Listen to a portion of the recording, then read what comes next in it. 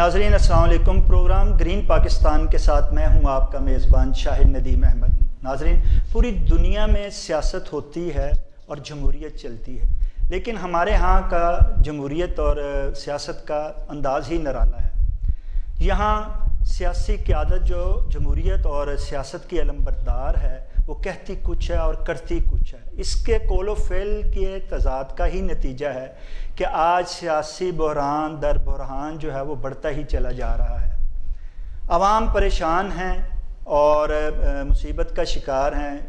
مہنگائی، دن بدن بڑھتی مہنگائی اور بے روزگاری اور بارشوں کے طوفان جو ہیں وہ عوام کے لیے جان عذاب بنے ہوئے ہیں، لیکن حکومت ہے کہ اس سے اداروں سے جو ہے وہ ان کے ساتھ جو ہے لڑائی جھگڑے سے فرصت ہی نہیں ہے۔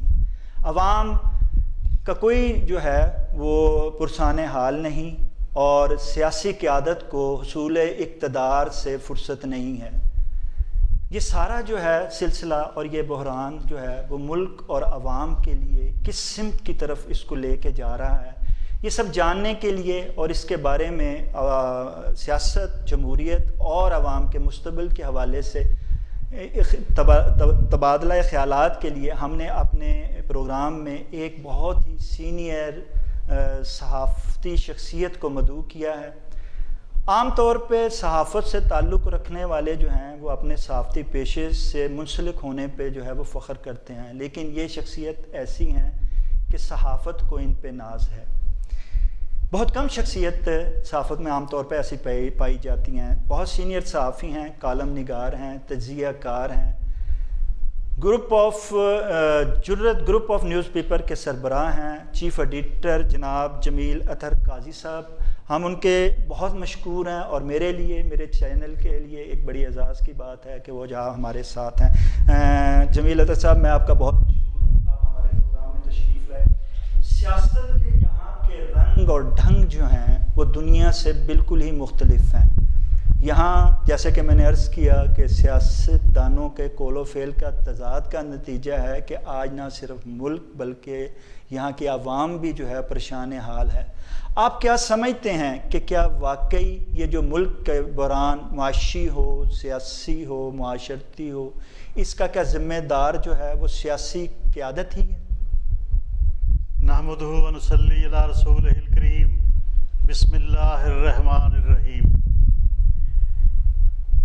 شاہد ندیم صاحب، میں آپ کا بہت شکر گزار ہوں کہ آپ نے اپنے چینل پہ مجھے مدعو کیا اور مجھے موقع دیا کہ میں پاکستان کی سیاست کے نشیب و فراز پر اپنے خیالات کا اظہار کر سکوں۔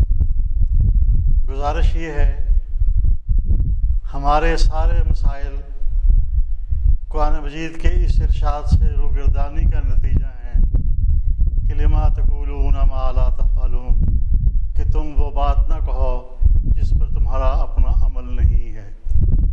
ہمارا سیاسی اور معاشرتی المیہ ہی یہ ہے کہ ہم کہتے کچھ ہیں اور کرتے کچھ ہیں، جبکہ ہمارے آئیڈیل، ہمارے قائد حضرت محمد علی جناح کی مثال ہمارے سامنے ہے، روشن اور تابندہ مثال، کہ وہ جو کچھ کہتے تھے وہی کرتے تھے اور جو کچھ کرتے تھے وہی ان کی زبان پہ ہوتا تھا۔ لیکن افسوس کہ وہ ہماری قومی رہنمائی کے لیے ہمارے درمیان موجود نہیں رہے اور پاکستان بننے کے تھوڑے ہی سال کے بعد وہ اپنے اللہ کے پاس چلے گئے۔ اسی دن سے ہمارے قومی مسائل اور مصائب کا آغاز ہو گیا تھا اور ہمارے سیاستدان اس منزل کو چھوڑ بیٹھے تھے۔ اس مشعل کو انہوں نے جانتے بوجھتے ہوئے بجھا دیا تھا جو معاشرے کو روشنی بخش سکتی تھی، جو معاشرے میں ایک چراغ کا کام کر سکتی تھی۔ آج ہم اپنا جو سیاسی منظرنامہ دیکھ رہے ہیں اور جو صورتحال ہمارے سامنے ہے، اس میں یہ کہنا درست ہوگا کہ ہم میں سے کوئی بھی شخص ایسا نہیں ہے جو قصوروار نہ ہو، جو یہ دعویٰ کر سکے کہ جو کچھ ہو رہا ہے اس میں اس کا حصہ نہیں ہے۔ ہم سب ہی قومی مجرم ہیں اور ہم سب ہی ذمہ دار ہیں، قصوروار ہیں اس صورتحال کے۔ ہم حزب مخالف میں ہوتے ہیں تو ہماری زبانوں پر آزادی کے اور شہری حقوق کے دعوے ہوتے ہیں اور وعدے ہوتے ہیں، اور جو ہی ہم اس کرسی سے اٹھ کے دوسری کرسی پہ جاتے ہیں تو ہمارا لب و لہجہ تبدیل ہو جاتا ہے، ہمارے اطوار و عادات جو ہمیں تبدیل ہو جاتی ہیں، اور ہم اس سب کچھ کو بھول بیٹھتے ہیں جو ہم حزب مخالف میں رہتے ہوئے اس قوم سے وعدے کرتے رہے تھے اور اس کو سبز بات دکھاتے رہے تھے۔ یہاں اقتدار میں آنے کے بعد دنیا بالکل مختلف ہو جاتی ہے، اور وہ اس دنیا سے کوئی لگا ہی نہیں کھاتی جو اپوزیشن میں دھکے کھاتے ہوئے گزری ہوتی ہے۔ تو یہ قومی المیہ ہے، یہ قومی کردار کا فقدان ہے، اور جب تک ہم سب اپنی اصلاح کے لیے آمادہ نہیں ہوں گے، اور جب تک ہر شخص یہی سمجھے گا کہ میں اپنے آپ کو ٹھیک کر لوں، میں اپنے آپ کو سیدھے راستے پہ لے آؤں، اور یہ توقع نہ کروں کہ شاہد صاحب جو ہیں وہ اس راستے پہ چلتے ہیں نہیں چلتے ہیں، تو ہر شخص جو ہے وہ اپنا عہد جو ہے جو اس نے پاکستان کے ساتھ کیا تھا جب پاکستان بن رہا تھا وہ پورا کرنے کا عہد کر لے، اور اس راستے پہ خود کاربند ہو جائے، اور پھر دیکھے کہ یہ دنیا کیسے بدلتی ہے۔ اچھا، عام طور پہ اطہر جمیل صاحب بات یہ ہے کہ جیسے آپ نے بات کی ہے ذمہ داری کی، غلطیوں کی، اس حساب سے ذمہ داری بھی اس میں شامل ہے۔ میں قصوروار ہوں، سیاستدان قصوروار ہے، سارے ہی قصوروار ہیں، تو عام طور پہ بحیثیت انسان اپنی غلطیوں سے سیکھتے ہوئے اپنے عمل کو درست کرنے کی ضرورت ہوتی ہے۔ ہم بار بار غلطیاں تو کر رہے ہیں بحیثیت انسان، لیکن ان غلطیوں سے سیکھنے کے لیے نہ تو سیاسی قیادت تیار ہے نہ عوام تیار ہے۔ کیا آپ سمجھتے ہیں کہ کیا یہ سلسلہ اور یہ روایت یوں چلتی رہے گی، اور اس کے چلنے سے جو ہے کبھی بھی اس طرح تو نہ ملک میں سیاسی استحکام آئے گا نہ ہی معاشی ترقی ہوگی؟ آپ کیا سمجھتے ہیں کہ ہمیں غلطیوں سے سمجھنے کہ یہ روایت جو ہے کب ختم ہوگی؟ بدقسمتی سے ہمارے پیارے وطن میں اس اعتبار سے جس کی طرف آپ نے اشارہ کیا ہے، ہر آنے والا دن ہمیں ابتری کی طرف ہی لے کے جا رہا ہے، بہتری کی طرف نہیں۔ اور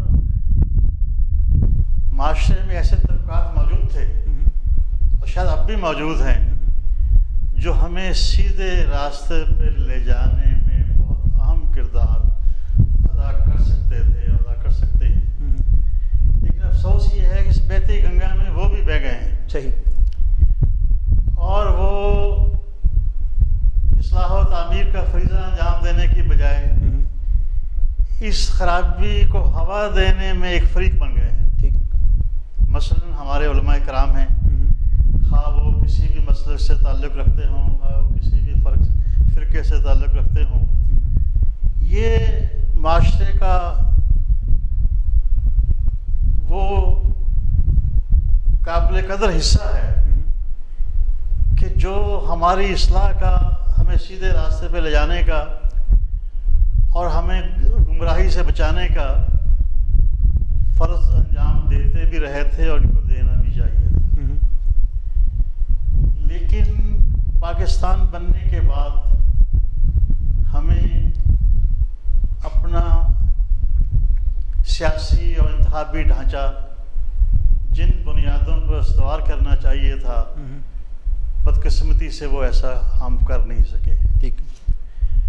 مثلاً جب قرارداد مقاصد پاس ہوئی اور ہمارے دستور کے بنیادی اصول طے کیے گئے کہ یہ قوم کس منزل کی طرف قدم بڑھانا چاہتی ہے، اور اس کی جو حقیقی منزل تھی جس کو قائد اعظم نے متعین کیا تھا، ہمیں اس کی طرف جانا ہے یا وہ راستہ چھوڑ دینا ہے، تو علماء نے 22 نکات پر مشتمل ایک قرارداد کا مسودہ تیار کیا، اور اس میں وہ ساری سمتیں متعین کر دیں کہ پاکستان کو ہم نے کس طرف لے کے جانا ہے۔ اس میں اہل سنت فقہ حنفیہ کے لوگ بھی تھے، اس میں دیوبند مسلک کے لوگ بھی تھے، اس میں فقہ جعفریہ کے قائدین اور رہنما بھی شامل تھے۔ تو ہم نے اس قرارداد کے ذریعے اور اس قرارداد کے پیش کرنے والوں نے قوم کے سامنے ایک نصب العین رکھ دیا تھا کہ آئیے ہم عہد کریں کہ ہم پاکستان کو وہ مملکت بنائیں گے اور بنانا چاہیں گے جس کا خواب حضرت قائد اعظم نے دیکھا تھا، جس کا خواب حضرت علامہ اقبال نے دیکھا تھا، جس کا خواب امام ربانی حضرت مجد الثانی رحمۃ اللہ علیہ نے دیکھا تھا، جنہوں نے سب سے پہلے 2 قومی نظریہ پیش کیا اور ہندوستان برصغیر ہند و پاکستان کے مسلمانوں کو یہ پیغام دیا کہ ہندو اور مسلم یہ 2 الگ الگ قومیں ہیں، ان کے درمیان کوئی قدر مشترک نہیں ہے، اور یہی وہ بنیاد تھی جو پاکستان کے قیام کی وجہ بنی اور سبب بنی اور ذریعہ بنی۔ چاہیے تو یہ تھا کہ ہم اس راستے پہ آگے بڑھتے رہتے، لیکن ہوا یہ کہ جس دن یہ قرارداد منظور ہوتی ہے اس کے بعد سے لے کے آج تک ہمارا ہر قدم اس کے مخالف سمت اٹھتا جا رہا ہے۔ اچھا، جب یہ آپ کہتے ہیں مخالفت کی بات کرتے ہیں اور آپ نے جس کی نشاندہی وہ معاشرتی ہے کہ علماء کرام اپنا ادا کریں، اساتذہ اپنا ادا کریں، اور جو سوسائٹی کے لوگ ہیں وہ جو ہیں وہ مل کر جو ہے معاشرے کو ایک باشعور بنانے میں اپنا کردار ادا کریں، لیکن جب ہم ملک کی بات کرتے ہیں، ریاست کی بات کرتے ہیں، تو وہاں پہ ریاستی ادارے جو ہیں وہ اس چیز کو، آپ غلطیوں کو سدھارنے میں بڑا اہم کردار ادا کر سکتے ہیں۔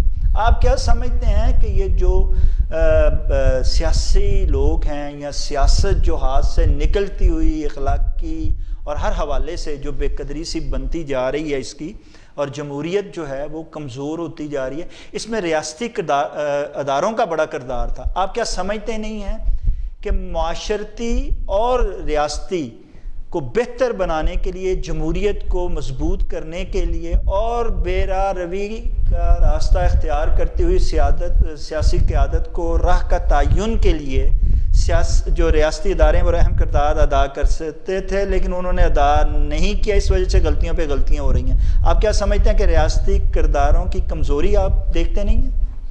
مجھے اجازت دیجیے کہ میں آپ کے نقطہ نظر سے کچھ اختلاف کرنے کی جسارت کرتا ہوں۔ جی بالکل، جی بالکل۔ میں اس ساری صورتحال کا ذمہ دار پاکستان کے سیاستدانوں کو سمجھتا ہوں۔ ٹھیک۔ وہ سیاستدان کسی بھی جماعت سے تعلق رکھتے ہوں اور وہ کوئی بھی نعرہ لے کے نکلے ہوں، انہوں نے قوم کو کیسے کیسے سبز باغ دکھائے ہوں اور کیسے کیسے سیدھے راستے پہ چلنے والی قوم کو اور اس کے نوجوانوں کو گمراہ کیا ہو۔ جن طاقتوں کی طرف آپ اشارہ کر رہے ہیں وہ طاقتیں کبھی جرأت ہی نہ کر سکتی اور جرأت ہی نہ کر پاتی اگر ہمارے اہل سیاست غلطی پہ غلطی نہ کر رہے ہوتے۔ لیکن غلطی کو درست کرنے میں تو وہ کردار ادا کر سکتی ہیں نا، چلیں انہوں نے جرأت نہیں تھی۔ یہاں بھی مجھے آپ سے اختلاف کرنے کی جسارت کرنا ہوگی۔ اس کے 2 رخ ہیں۔ ٹھیک۔ ایک رخ تو وہ ہے جو ایوب خان نے اختیار کیا، اور ایک رخ وہ ہے کہ جب اس وقت کی حکومت نے ایک ورکنگ چیف آف سٹاف جو ہے اس کو وزیر دفاع بنا کے کابینہ میں شامل کر لیا۔ ٹھیک۔ تو یہاں غلطی اس نے کی یا اس نے کی؟ میرا نقطہ نظر یہ ہے کہ سیاستدانوں نے غلطی کی جنہوں نے فوج کو راستہ دینا شروع کیا۔ صحیح۔ اور اس دن سے لے کے آج تک پھر ہم غلطی پہ غلطی کرتے چلے جا رہے ہیں، اور ہر دور جو ہے عسکری مداخلت کا جو آیا وہ اس قوم کے 10-15 سال نہ صرف ضائع کر گیا بلکہ اگلے 10-15 سال کے لیے بھی کانٹے ہو گیا۔ لیکن آپ یہ جیسے کہتے ہیں کانٹے چننے کا کام سیاستدانوں کا تھا۔ ٹھیک۔ یہ کانٹے بچھائے بھی ہماری قومی راہ میں سیاستدانوں نے ہیں، اور آج تک وہ یہی کام کرتے چلے آ رہے ہیں، اس سے ایک قدم پیچھے نہیں۔ نہیں، آپ سمجھتے نہیں ہیں کہ یہ جس کیاری کی پیداوار یہ سیاستدان ہیں، جب یہ پنیری وہاں سے اٹھ کے آئے گی تو کیسے ان کا مقابلہ، جیسے آپ کہتے ہیں مقابلہ کرنا چاہیے تھا، درست نہ تو یہ ان کا مقابلہ کر سکتے ہیں، نہ ان کی صفائی کر سکتے ہیں، نہ ان کی حکم عدولی کر سکتے ہیں، نہ ان کے ایجنڈے سے یہ پیچھے ہٹ سکتے ہیں، نہ ہی ان کے دیے ہوئے اسکرپٹ سے یہ انکار کر سکتے ہیں، کیونکہ یہ وہیں سے آئے ہیں اور اسی کیاری میں یہ پروان چڑھیں گے، اور جب تک یہ اس کیاری میں رہیں گے پروان چڑھیں گے، ادروائز ان کو اپنا مستقبل اصول اقتدار جو ان کا مفادی ایجنڈا ہوتا ہے وہ پورا نہیں ہوتا۔ آپ کیا سمجھتے ہیں کہ اس کے لیے میں کہتا ہوں کہ کیا وہ جو جنس کیاری سے نکلے ہیں وہ اس میں بہتر کردار ادا کر سکتے ہیں کہ نہ وہ اپنی غلطیاں دہرائیں اور نہ ان کو غلطی کرنے کا موقع دیں جو کہ ملک اور عوام کے جو ہے برخلاف جائے؟ آپ کیا کہتے ہیں؟ دیکھیے، صاف صاف بات تو یہ ہے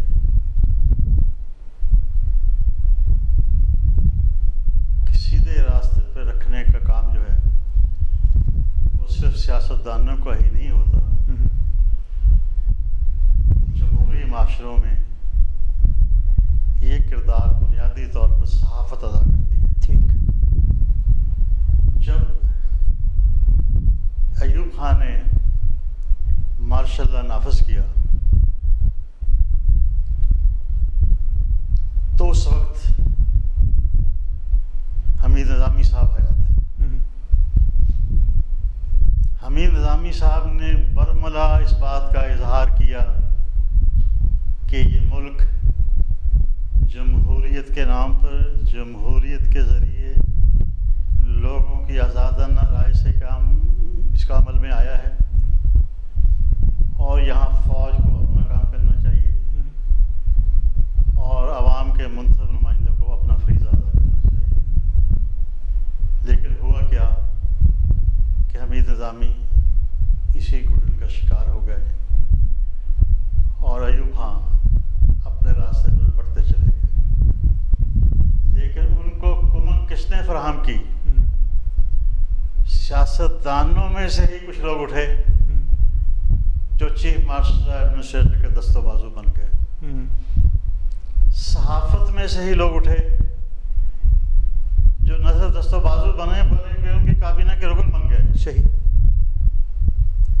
اور پھر تاریخ کو تازہ کرنے کے لیے عرض کروں گا کہ لاہور سے ایک اخبار نکلتا تھا، روزنامہ ہلال پاکستان، صحیح، اور اس کے ایڈیٹر ایک نوجوان قانون دان اور بزنس مین محمد سلیم صاحب، وہ نہ کبھی سیاستدان رہے تھے، نہ وہ کبھی کسی منتخب حکومت کا حصہ بنے تھے، نہ ہی وہ کوئی جلسہ اور جلوس لے کے مال روڈ پہ آئے تھے، لیکن ان کے اندر ایک ڈیموکریٹ موجود تھا۔ تو ایوب خان جڑاوالا میں ایک جلسے سے ایڈریس کر رہے تھے اور وہاں ایک خاتون جو ہے وہ اپنے بچے کی دوا لینے کے لیے گھر سے باہر آئی اور اس کے راستے میں وہ جلسہ جو ہے وہ حائل ہو گیا، وہ کلینک تک نہ پہنچ سکی، ڈاکٹر کے پاس نہ جا سکی اور اس کا بچہ فوت ہو گیا۔ تو سلیم صاحب نے ایک اداریہ لکھا کہ اس بچے کی موت کا ذمہ دار کون ہے، اور آگے لکھا ایوب خان۔ اچھا، اس بچے کی موت کا ذمہ دار کون ہے، اور اس بچے کی موت کا ذمہ دار جو ہے ایک صحافی نے لکھا کہ اس کا ذمہ دار جو ہے وہ ایوب خان ہے۔ ناظرین، یہ خوبصورت خیالات اور تاریخ کے آئینے میں جو ہے ہماری سیاست اور ہمارے سیاستدانوں کا کردار جو ہے وہ بیان کر رہے ہیں جمیل اطہر صاحب، اور میں یہ سلسلہ ان کے خیالات کا یوں ہی جاری رہے گا، لیکن پروگرام میں ایک بریک کا وقت ہوا چاہتا ہے۔ ناظرین، آپ ہمارے ساتھ رہیے گا، ملتے ہیں اس بریک کے بعد۔